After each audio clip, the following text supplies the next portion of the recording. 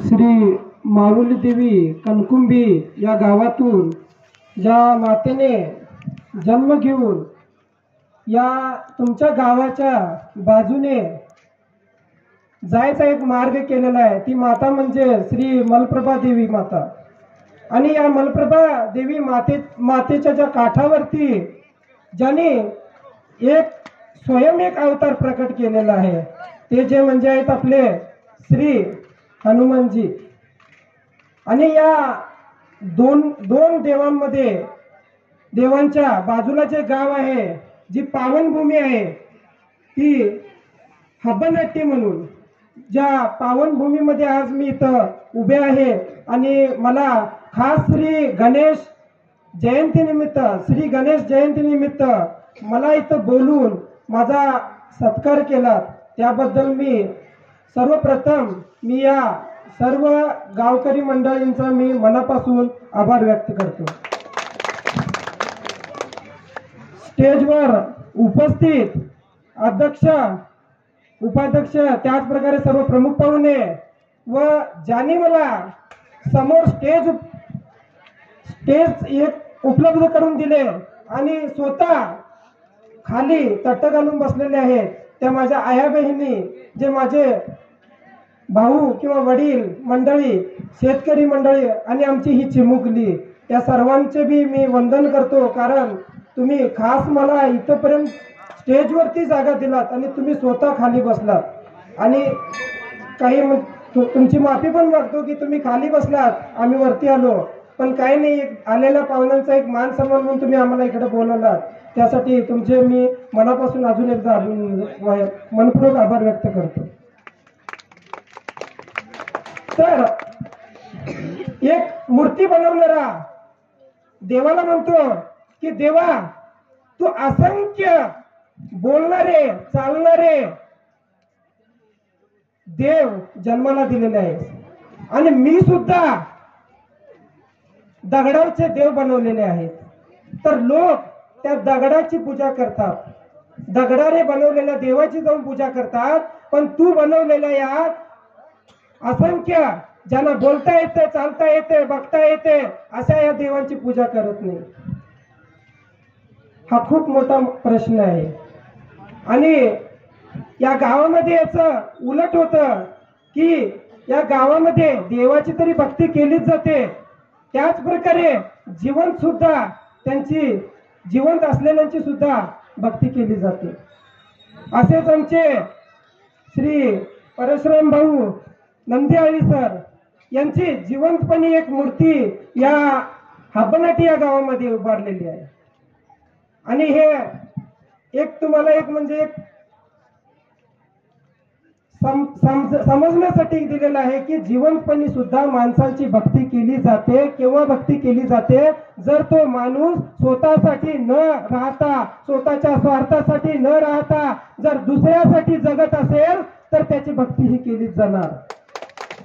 आणि यासाठी म्हणून एक जिवंतपणी त्यांची मूर्ती मी दर दिवशी बघत राहतो आणि मला आदरही वाटतो की मी जेव्हा 25 वर्षापूर्वी त्यांच्या हॉस्टेलमध्ये जात होतो, तेव्हा सुद्धा मी बघत होतो की तेथील मुलांना काढा बनवायचं, त्यांना व्यवस्थित मार्गदर्शन द्यायचं, सकाळी उठवायचं, त्यांना सकाळी व्यायाम करायचं, शाळेला पाठवून द्यायचं, अभ्यास करायलेत का नाही बघायचं, आणि उशाच्या मागे काठी वगैरे राहायची की अभ्यास कर।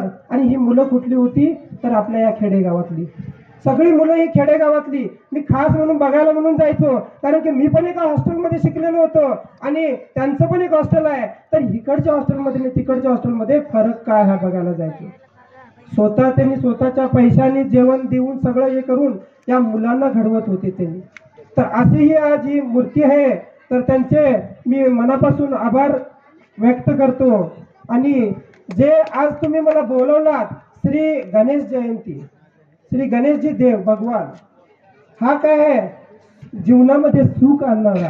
आपण म्हणतो ना आरती, सुख करता दुःख हरता वार्ता विघ्नाची, दुःखाला हा दूर करतोय, विघ्न आपले दूर करणारा हा एकमेव देव आहे, हा श्री गणेशजी भगवान। आणि हा आज्ञाधारक आहे, जो आज्ञा पाळतो। आणि हा आज्ञा कोणाची पाळतो? कोणाची पाळला? स्वतःचं धड सुद्धा अलग केलं तर या एका आपल्या आईच्या आज्ञेनुसार 2 मैत्रिणी बसल्या होत्या आणि पार्वती माता बसलेली होती. तर त्या मैत्रिणी म्हणतात की पार्वती मातेला म्हणतात, माते तुझा आज्ञाधारक एकही नाही आहे आणि आपल्या श्री शिवजींचे आज्ञाधारक नंदीजी वगैरे असे बरेच हे आहेत, आज्ञाधारक आहेत, सेवक आहेत, पण तुमचा एकही तुमची आज्ञा पाळणारा एकही नाही. पार्वती माता म्हणते नाही असं म्हणू नका हो, आणि त्यांनी जेवढं शिवजींची आज्ञा पाळतात तेवढी माझीही पाळतात. मग चला म्हटले की तुम्ही एक प्रयोग करून बघा. आणि जेव्हा नंदीजींना पार्वती मातेने सांगितले की मी स्नान करून येते आणि तू इथं बाहेर आहे, कुणालाही आज सोडू नकोस, तर शिवजी येतात. नंदीजी सांगतात की मातेने आज्ञा दिलेली आहे की कुणाला सोडायचं नाही, पण शिवजी म्हणतोय अरे तू मला सोडत नाहीस. आणि श्री शिवजी आतमध्ये घुसतात, सरळ घुसून जातात आतमध्ये. तेव्हा त्या मैत्रिणी म्हणतात, माते हे बघ की तुझी आज्ञा त्यांनी नाही पाळले, शिवजींची पाळतात. तेव्हा श्री पार्वती माता आपल्या स्नान करून आपल्या शरीराची मळ काढून आपल्या श्री गणेशजींना जन्म देते. आणि हे बालक असं काही म्हणते की पुन्हा एकदा आपली ही पार्वती माता सांगते की बाळ मी स्नान करून येईस्तोपर्यंत कोणालाही आत सोडायचं नाही. आणि त्यावेळेला हे नंदीजी वगैरे येतात, त्यांना वापस पाठवून देतोय हे बाळ कोण, श्री गणेशजी भगवान. आणि पुन्हा एकदा त्यांच्याकडून मेसेज देतोय शिवजी की अर्जंट भेटायचं आहे मातेला आणि आम्हाला सोडा, आणि शिवजींची आज्ञा आहे म्हणून. शिवजींना पण माहिती नसते की कोण बाळ आहे म्हणून. आणि त्याच्यानंतर पुन्हा येतात, पुन्हा त्यांना सोडलं नाही जाते म्हणून त्यांनी जाऊन श्री शंकर भगवानकडे जाऊन सांगितले जाते की मला ते एक बाळ आहे कोणीतरी, आणि ते सोडत नाही झालं. साक्षात शिवजी येतात, शिवजी म्हणतात की बाळ मला सोड, मी पार्वती मातेचा पती आहे, मला आतमध्ये सोड, जाऊ दे. नाही म्हणते ते, जोपर्यंत माझी आई आज्ञा मला देत नाही तोपर्यंत माझा जीव गेला तरी हरकत नाही, मी जाणार नाही. युद्ध झालं तरी सुद्धा ते बाळ आतमध्ये त्याला सोडलं नाही. आणि ज्या वेळेला श्री शंकर भगवान सांगून सांगून सांगून थकून शेवटी त्याचं धड अलग करून त्याला मृत्युमुखी पाडते. कुणाला? श्री गणेश भगवानजीला. हे कळताच माता रुद्र अवतार सगळे अवतार घेतली जाते, कारण की जे पार्वती मातेचे जे अवतार आहेत ती भरपूर भयंकर भयानक अवतार, जी काली माता, ही आपली दुर्गा माता वगैरे, ही सगळी पार्वती मातेचे अवतार आहेत. तर अशा प्रकारचा हा देव, याला अजून एक हे सांगायचं म्हटलं तर की श्री शंकर भगवान आणि पार्वती माता दोघ जण बसलेले असतात आणि दोघांना श्री कार्तिकेयन आणि श्री गणेशजीला सांगितलं जातंय, बाळांनो तुम्ही पृथ्वीच्या 4 चक्कर मारा आणि कोण पहिला येते बघू म्हणून. त्यावेळेला श्री गणेश भगवान काय म्हणतोय, हा बुद्धीने सुद्धा खूप मोठा आहे देवांमध्ये, बुद्धीने सुद्धा. तर हा कार्तिकेयन काय करतो, लगेच श्री कार्तिकेयन भगवान लगेच मोरावरती बसतोय आणि पृथ्वीचे 4 चक्कर मारायला जातोय. तर हा 2 पाठ ठेवतोय आणि आपल्या आई बाबाला तिथे बसवतोय आणि आई बाबाच्या पाया पडून 4 चक्कर मारतोय, म्हणतोय की मी पृथ्वीच्या 4 चक्कर पूर्ण केलेले आहेत. ही श्रद्धा, ही भक्ती, ही आपल्याला काय शिकवते तर एक आई बाबाला आपण कसं सांभाळायचं. बऱ्याच ठिकाणी बघतोय बाबा इकडे तिकडे फिरत असतात आणि आई इकडे तिकडे फिरत असतात, त्यांना पोटाला नसते, घरी त्यांना सांभाळलं नसतं, सांभाळत सुद्धा नाहीये. ज्याला देवाची भक्तीच माहिती नाहीये ते कसं सांभाळ करू शकतील, त्यांना देवाबद्दल काहीच माहिती नाही आहे. आमच्या कुणी आता तरी मगाशीच नागेश सरांनी म्हटलं की आमची ही धरती देवांची आहे, साधू संतांची आहे, राजा महाराजांची आहे, क्रांतिकार्यांची आहे, या देशातील जवानांची आहे, या देशातील सर्व शेतकऱ्यांची आहे, या सर्व लोकांची आहे सांगितलं गेलं. पण आपल्याला जेव्हा आपल्या देवांबद्दलच जर संस्कृतीच माहिती नसेल तर आपण काहीही करू शकत नाही, आपल्या स्वतःच्या हिच्यामध्ये सुद्धा हे करू शकत नाही. मला कोणी म्हटलं खानापूरमध्ये, मला म्हटलं आणि तुम्ही इकडं नंदगड भागामध्ये भरपूर दिसताय पण तुमच्या त्या स्वतःच्या गावामध्ये तुम्ही का दिसत नाही, तुमच्या स्वतःच्या गावामध्ये तुम्ही का हे करत नाही? आणि एक कोणीतरी बोललं सुरतीकडं की त्यांच्या गावामध्ये त्याला मान सन्मान नाही, पण ज्या दिवशी मी रिटायरमेंट होऊन आलो माझ्या गावामध्ये अशी मोठी वरात केली गेली. या जांभोटी भागामध्ये या भागातील लोकांनी येऊन कृष्णा भरणकर सर सुद्धा होते, आमच्या अभना टीचर सुद्धा होते, सगळ्या भागातली लोक येऊन तिथं मला सत्कार केला. आणि हे जेव्हा व्हिडिओ तो बघितला आणि तेव्हा मला म्हणतोय की सर तुमच्या गावामध्ये तुमची काहीच ओळख नाही असं मला वाटलेलं, तुमच्या विरोधात असतील असं वाटलेलं. मी म्हटलं आणि तुम्ही सर तिथं गावामध्ये का हे करत नाही? त्याला सरळच म्हटलं की गल्लीतलं राजकारण नको आहे, मी दिल्लीत जाऊन करीन, पण गल्लीमध्ये करायचं नाही, गावामध्ये करायचं नाही. गावामध्ये सर्व जेव्हा चांगला दिवस सुखाचा आणि दुःखाचा येईल तेव्हा सर्वांनी एकत्र यायचं. आणि जेव्हा आपण गाव सोडून गेलो तिथं काही पण करा चालेल. त्याच प्रकारे गावची एकी ही टिकून ठेवणं खूप महत्वाची आहे. कारण इथं मी बघतो बरीच या तालुक्यामध्ये जी मंदिरं आहेत त्या मंदिरामध्ये असं होतंय की जो गावडा आहे खऱ्या मनाने तिथं श्रद्धा भक्ती करत नाही आहे. देव नाही असं समजायचं कुणीही नाही आहे. देव आहे, देव आहे. या माणसाच्या शरीरामध्ये 75% पाणी आहे. त्याच्यावरूनच तुम्हाला समजून घ्यायचं आहे की देव आहे म्हणून. का कधी या मलप्रभा नदीने म्हटलं की मी एक दिवशी थांबतो तुम्हाला पाणीच देत नाही आणि तिथं स्टॉप होतो असं म्हटलं नाही. हा सूर्यदेव जेव्हा उगवतो दर दिवशी बरोबर टायमामध्ये येतो. कधी म्हटलं आज माझी सुट्टी आहे, नाही. हा चंद्रदेव कधी म्हटलं सुट्टी आहे. ही जी झाडाची ही आपल्याला हवा देतात ती म्हटली कधी मी थांबतो, नाही. त्यांचं त्यांनी कार्य करायले. प्रकृती जसं कार्य करायले तसं आपल्याला कार्य करायचं आहे. जर बाजूचा मोठा होत असेल तर बाबा त्याला सपोर्ट देत जावा. त्याला मनाचं पाडवायचा प्रयत्न करू नका, त्याचं वाईट करायचा प्रयत्न करू नका. जेव्हा तुम्ही त्याचं वाईट करायला जाल तेव्हा ते ही प्रकृती आता जसं सांगितलं तसं वापस तुमच्यावरती ते संकट देईल, त्याला काही करणार नाहीये. त्यासाठी प्रत्येकाने या गावामध्ये असे माझ्यासारखे गोविंद पाटील हजार येतील इथं, पण जेव्हा गावचं राजकारण तुमच्या येईल तेव्हा गोविंद पाटलाला सांगा त्या गावाच्या बाहेर थांब आणि ज्या वेळेला आम्ही बोलवतोय तेव्हा इथं ये. गावामध्ये कुठलाही पक्षपात करू नका. पक्षपात करायचा असेल इथून जायचं, त्या रस्त्यावरती बसायचं, बोलायचं, वापस यायचं. जेव्हा गावात आला आप्पा दादा म्हणून प्रत्येक माणसानी एकत्रित जगायचं. पांडव आणि कौरव हे दोन होते. महाभारत यांच्यामुळेच घडलं की पांडव फक्त 5च होते आणि कौरव 101 होते.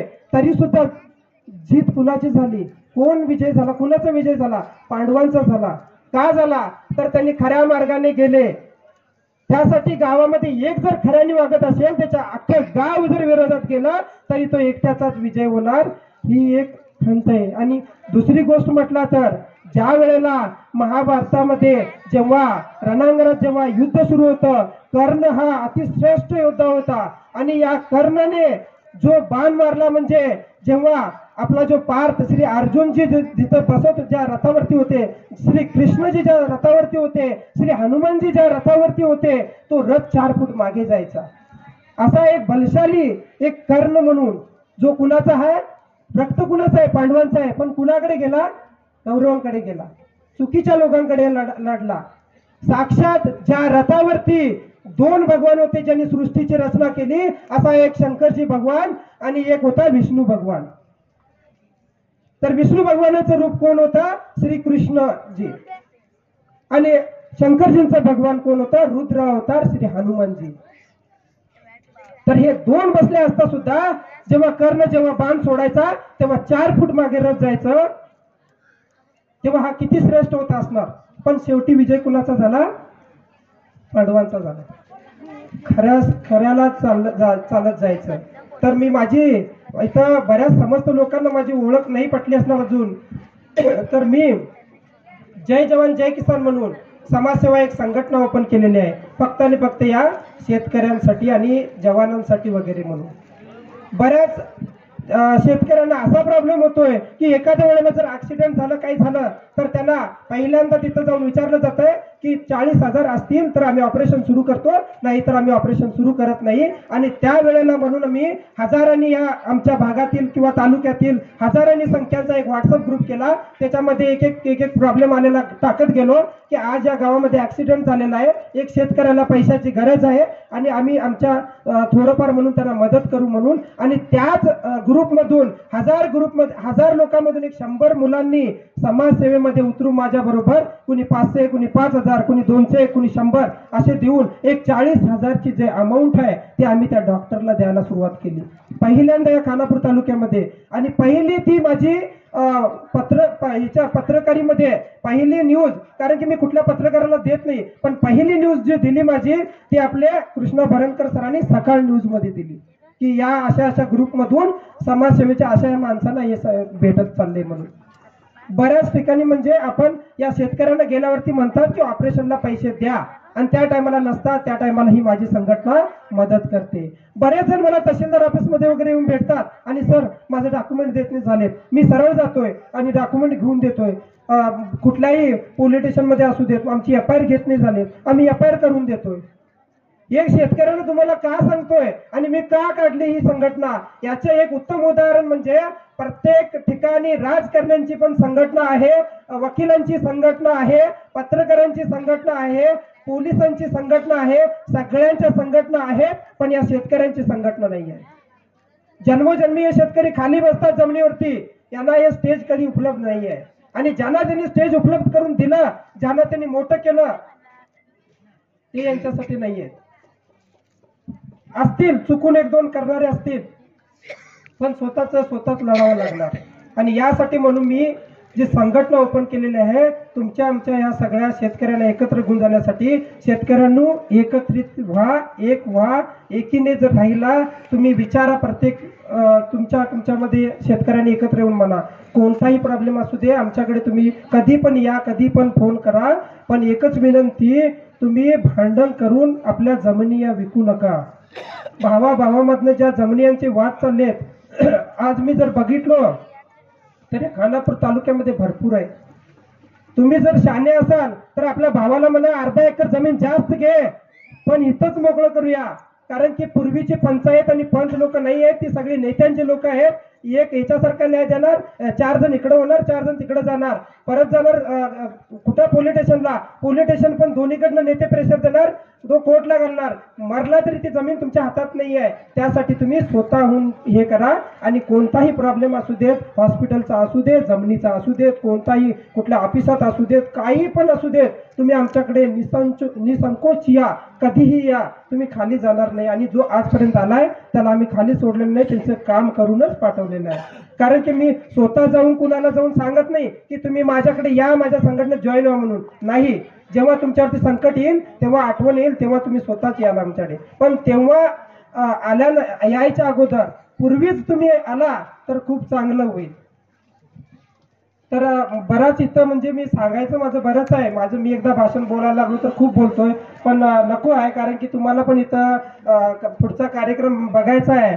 आणि खरोखर कुणाला जर वाईट वाटलं असेल माझे हे बोल, तर मी त्यांची मनापासून माफी मागतो. आणि ज्या मला या गावामध्ये तुम्ही या पावन धर्तीवरती बोलवलात आणि या आमच्या स्वयंप्रकट झालेला श्री हनुमानजींच्या या गावामध्ये खरोखर माझा गणेश जयंती निमित्त माझा जे सत्कार केला, पुन्हा एकदा मी तुमचे आभार व्यक्त करतो. जय हिंद, जय भारत.